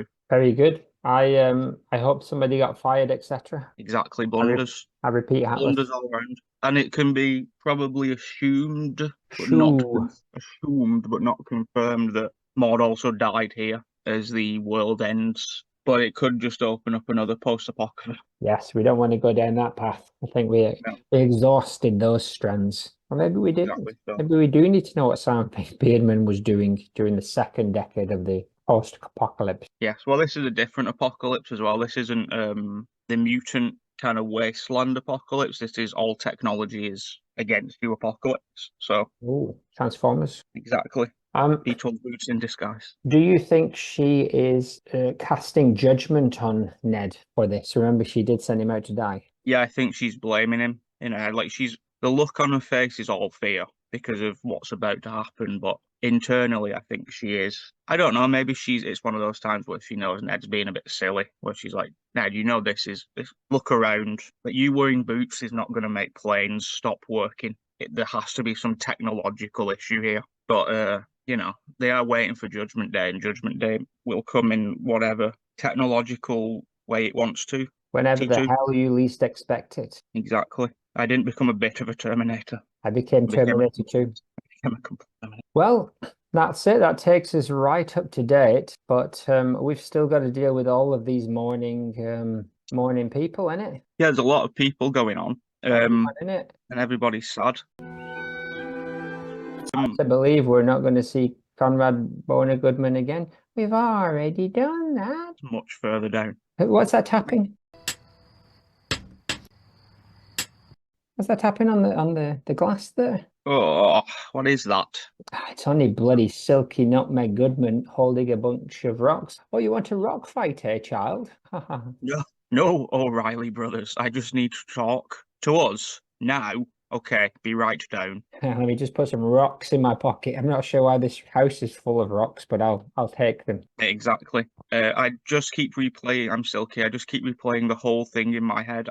Good. Normally, I need lots of poops. You can call me JP17. Exactly. But as Silky was saying, can you see over there? Is that Truth Frog letting one out? I'm giving birth to some babies. I'm giving birth to some truth poles. Nice. Why are they that colour? They're mixed in with shite. Do you not know that? Oh, anyway, we were talking about some rocks. Anyway, what was it that I'm Silky silky. said? You just keep doing what? I believe we weren't talking about rocks. We were talking about the very recent death of my father. But as long as the frog's Potatoes, okay. potatoes. Sorry. I just keep replaying the whole thing in my head. I can't believe my last words to Father Conrad Boner Goodman were, "Get me a nice hamburger." Yeah, it would have been a lot better if you said, "I love you" or "You're special." You know, something sweet instead of that hot dog crack. Hamburger crack. If only I'd been a gentleman and got the hot dog cracks myself, he'd still be here. No, don't beat yourself up and not want to be pedantic, but they were hamburgers. The cow was the one who drove him out of his seat. The cow? I don't think the cow was the one who provoked the lethal barrage of t-shirts. It was. Clara Gunnamoo Windfluffer was the one who parked in the ambulance zone, preventing any possible resuscitation. But there's no point in playing the blame game. She's right here. You're right. This is supposed to be Silky. I've got to work through the grief. Luckily, we all sound the same. There's not going to be an easy answer. Easy answer, eh? Enough about that. Any art? Oh, no. Oh, yeah, I did one here. Oh, what's this? It looks like Shrek and some dogs. Oh, yeah. It is some of the people from the mountains who have somehow escaped now. And this must be the journey of how that happened. We got Soichi, Todd Hobgoblin, but he's huge. Terrence, and a couple of dogs and an eagle. For some reason. There must be new characters that help them. Oh, that's a good one. Come Marge.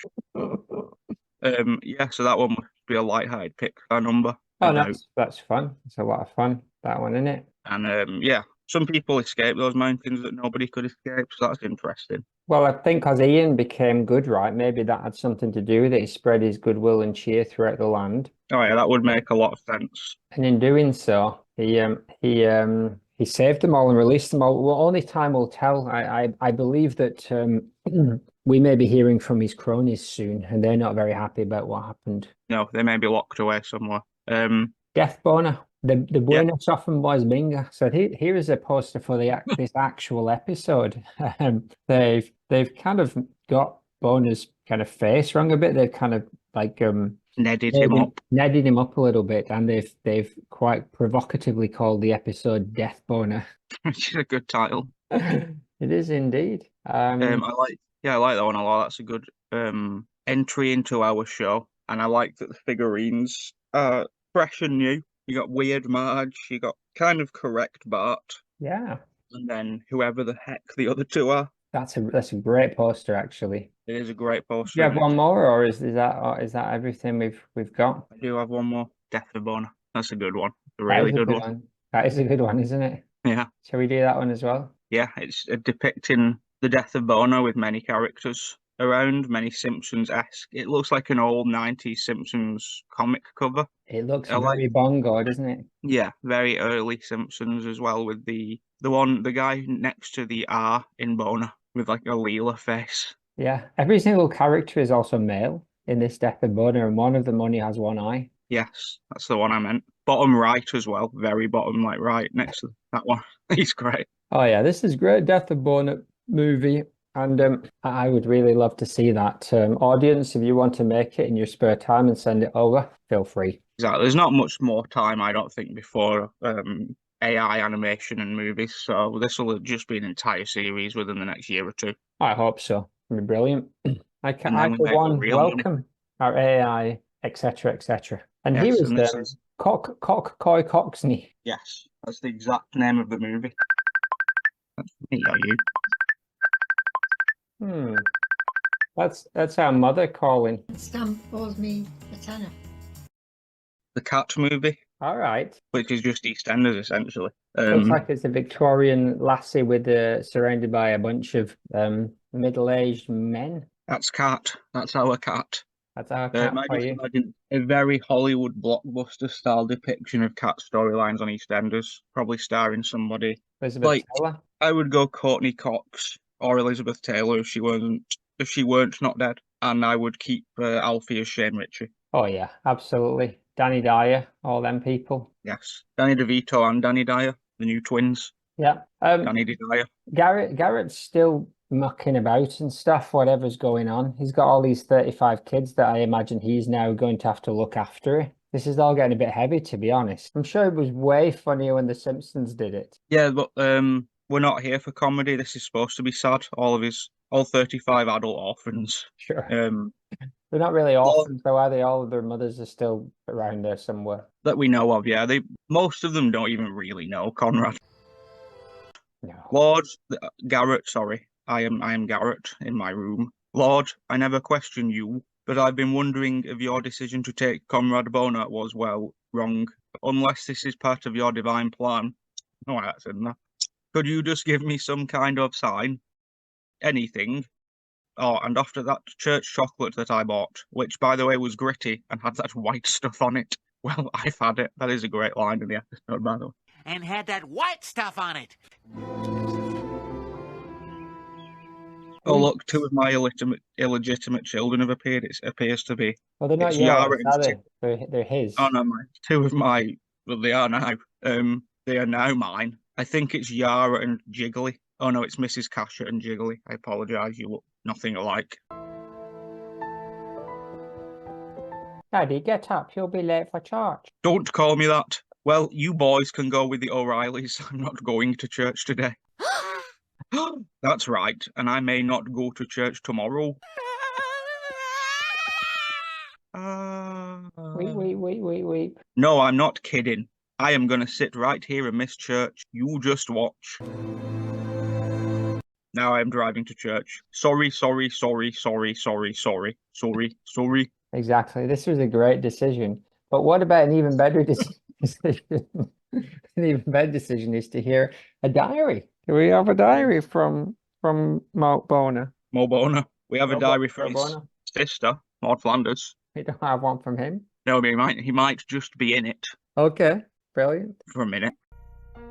Dear diary, today was simply divine. I was overjoyed to be reunited with my beloved Conrad Boner. Oh, how I've missed his gentle smile and his love for many, many illegitimate children. It feels as though we have been apart for an eternity, yet here we are, together again, in the heavenly embrace, not seeing anyone else who I'm related to yet, weirdly. We danced amongst the clouds, reminiscing about our days in Springfield Township, swapping stories of laughter and mischief like the time we snuck into Umbatu's private hut and put wedding veils on her horse skulls, or that time we watched Ralph Tonks burn down a monastery and repressed it till right just about now. Oh God, the screams, the smell.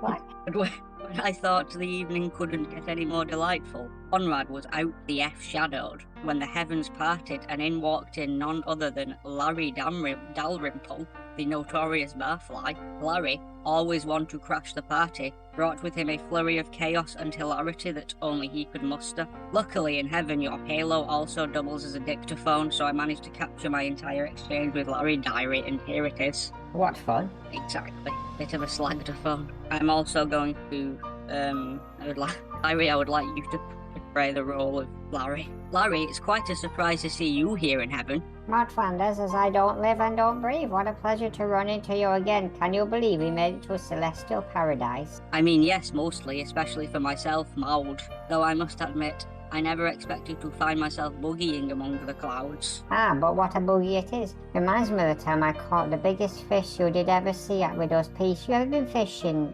Maude? Oh, I'm afraid not, Larry. Fishing wasn't exactly my forte. I also might be dabbled in a bit of gem snuggling up my back door in the day, but hey, we've all got our secrets, right? Indeed we do, cough cough. I saw Hibbert's brother die and did nothing, cough cough. Pardon? And yet here we are, reunited in this heavenly realm, where our past transgressions are but a distant memory. Larry, say that ain't truth. Say more. Did you ever find yourself a tavern? I've got some stories about Homer, Barney, Lenny, Carl, and absolutely no other barflies that I knew that will knock your socks off. Oh, I can't say I frequented Maudes often, unless of course the dishy bass player from Aerosmith is in attendance. But I've heard, that's the one. But I've heard tales of camaraderie and mischief that abound within its walls, and there's about 7 duff men up here who love to go on about it, Larry. Well, if you ever fancy a trip down memory lane, you know where to find me. Us supporting players in Springfield Live's got to stick together. Good showing up for 2 to 3 episodes over the course of decades. Cough. Bleeding Gums Murphy. Cough. Rabbi Kristofsky. Cough. Amber Simpson. Cough. Mona Simpson. Or just pulling out a 20-minute blinder and dipping. Cough. B. Simmons. Frank Grimes. Pucci. Shady Bobbins. Cough. Indeed, Larry. In a tone filled with larger-than-life characters, it's comforting to know that we, the supporting players, found our way to heaven. It's just me, you, and Snowball 2 up here who really impacted the fabric of that town, and I'm glad to have someone else up here now to discuss the longevity with. Oh, it's Edna. What about Helen's a bitch? Goodbye. Well, what a strange diary that was, in which a high-pitched Larry was talking to Maude. I never noticed his voice was so high, and I imagine he never spoke, did they? I imagine they never met each other in Springfield. You'd imagine, but they definitely did. That blender? So, pardon? With the blender? Yes. Oh yes, you've already seen the content, haven't you? Here we are in church. They're all around each other. That picture I sent you in the with all the fat faces, like half an hour ago, has Maude and Larry both a bench apart. Well, a bench That's apart. something I'm going to look into. Never met the Maude and Larry. Yeah. Well, now we're in church, so I should probably be quiet because the churchman is talking. What's that huge wicker cashmere full of animal skulls in various robes? That's not the sort of thing we normally see in church. No, that is the church. Oh, the church. Okay. The sermon is being led by Umbatu, who we've not seen for years. No. Do the voice. Well, our organist is on a much-needed vacation. We thought we'd try something new. So get down and put your knees together for the Christian rock stylings of Covenant. Hey, isn't that the bass player from Satanica Fleshy Pleasures? I think it is.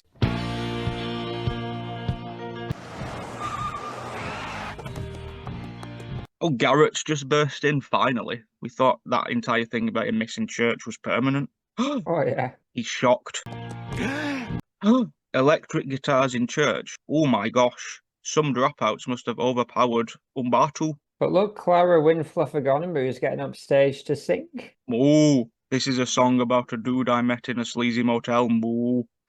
A dude named God. Moo. Oh. Moo in a motel room in Delacroix. I was drinking like a Dartmouth boy. Moo and thinking about the wrong turns that I took. Well, I woke up on the cute green floor. Moo and opened up a dresser drawer, looking for a bottle, but instead I found a book. Moo, a book about a man. Moo, a book about the dude who lives above. Moo, a book about a man who drives a pickup full of sweet, sweet love. Moo, if you think he doesn't care, Moo, or maybe that he isn't there. It's not too late to see how wrong you are, Moo. So when your soul is gone astray, just let God be your AAA. He'll tow you to salvation and he'll overhaul your heart. Moo, moo, moo, does he have dynamite legs? Quite a bit there. Well, she just stopped singing. Oh. I think Clara is making up for the potential murder of Boner with that song. Seems like it. She's talking about the Bible. So she's proper good looking as your wife. So shut up. You shut up. You got time for a diary? Yeah. I don't know why that's there twice. Brilliant. I'll add a diary from Comrade Boner Goodman. Hello, it's me, myself, Conrad Boner Goodman. Since I didn't get a proper eulogy diary, I've decided to concoct my own. Conrad Boner Goodman was a really nice, gentle soul who cared about many people on earth except his bitch ex-wives Sandra, Denise and Ryan. He looked out for all his children, Too Many Legs, Robot Legs, Brass Leg, No Legs, and the casts of All Stars 6 and 8 respectively, and of course Little Boner Jr. I would like to share some of my favorite moments with some of my littlest and largest partners from my illegitimate brood. Like the time I took my children on a camping trip, but chaos ensued when Brass Leg, No Legs, and Too Many Legs got into a heated debate over whose leg is the best. Their argument escalated into a wild chase through the woods, with me trying to keep up. and resolve the sibling rivalry before it got out of hand. Or you could say, got out of leg. What a fond memory, I believe, from Season 5 Episode 12, Leg Day Lunacy Part 2. And who could forget this memory of when Conrad Jr. and Serena accidentally switched bodies after a failed science experiment. As they struggled to adjust to each other's lives, I had to find a way to reverse the swap before it became permanent. What a weekend Season 8 Episode 13 sibling swap turned out to be. Another cherished memory of mine diary is Season 2 Episode 5 Alien Scarbduction, when Scarlet claimed to have been abducted by aliens, but nobody believed her except for me, Boner. Or when my sweet Mrs. Kasha decided to pursue her dream of becoming a famous drag queen, much to my surprise. Meanwhile, Kahana and Naisha secretly competed to outshine their sibling on stage. Season 9 episode for Mrs. Kasha Goodman steps out. And I couldn't leave out the Season 3 finale Haunted House hijinks, when my little Goodman family moved into a new house rumored to be haunted, much to my disbelief. However, when strange occurrences started happening, me, Boner, and the children banded together to unravel the mystery behind the ghostly disturbances. Along the way, we encountered eccentric ghost hunters, mischievous poltergeists, and plenty of laughs. All in all, I've had a wonderful life. In diary, I will leave you with my fondest memory of the Christmas I hosted dinner for everyone. The Christmas special between Seasons 4 and 5 titled Goodman Family Christmas Chaos. I, Conrad Goodman, determined to bring my sprawling family together for a memorable Christmas dinner, concocted a unique plan to gather everyone under one roof. I decides to organize a neighborhood scavenger hunt, with clues leading to his house as the final destination for a festive feast. The scavenger hunt begins with my children,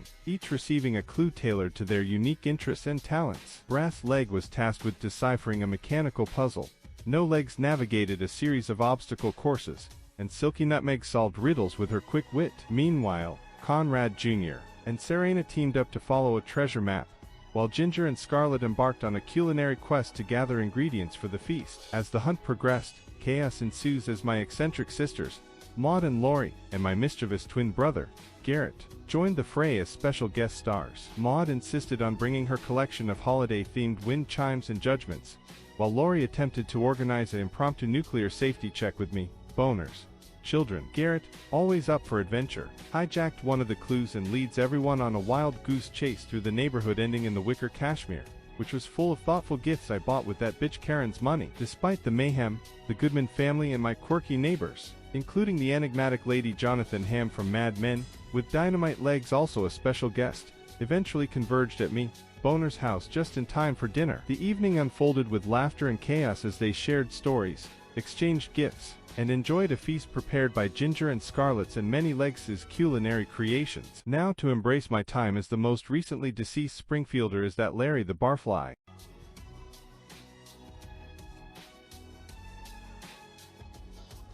Brilliant. Church What is do you over. think of that? What do you think of that diary from Conrad Boner Goodman? I actually can't believe that he managed to get in and out of such a scrape. No, me neither. The revelations. I know.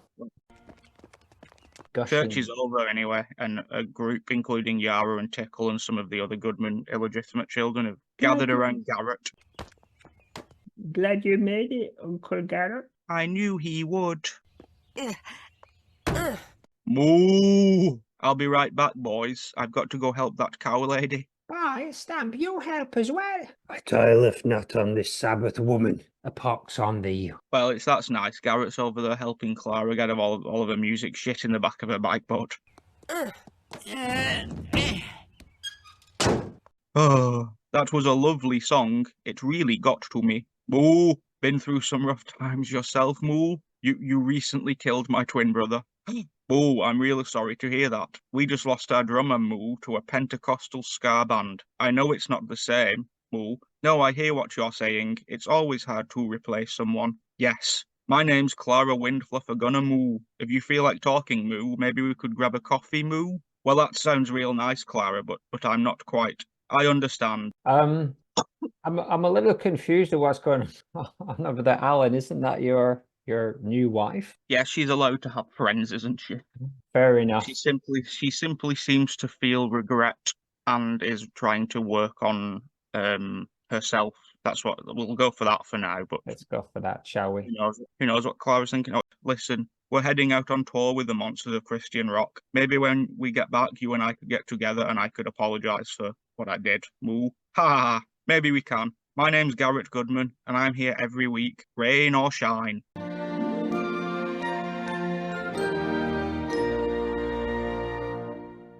It's a show about Conrad Boner Goodman, about him losing his sweet life. He landed on your head, and now it's time to get on with our lives.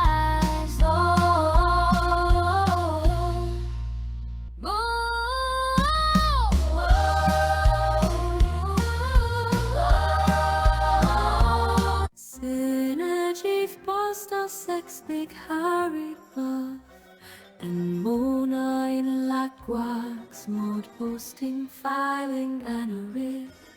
Neck to Flander, Bob like Tiny is sewing wood. Howdy food we stander could help more. But notice you're stalling my pot. Bring it back, he says, undeterred form change. It's a sector, sound spinting, riding. Just peekings, yeah, having a good time. He drops the lace of the sail, and you boys come on up. We're fun, have a light on.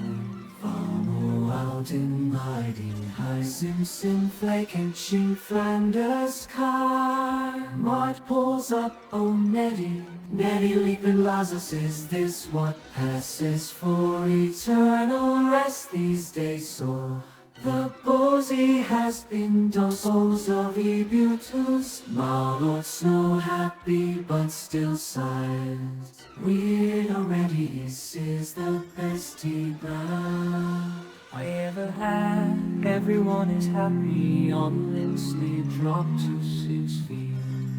Ollie knows music, Marty in her draws Saigon's girls, and along with him and him, but at all candy, no dice. Alright, show me Lisa. I thought if you were just a marketing gimmick, hammer your greens like a madden. The old green cunt Becky, Maudie has done wonder on TRVs.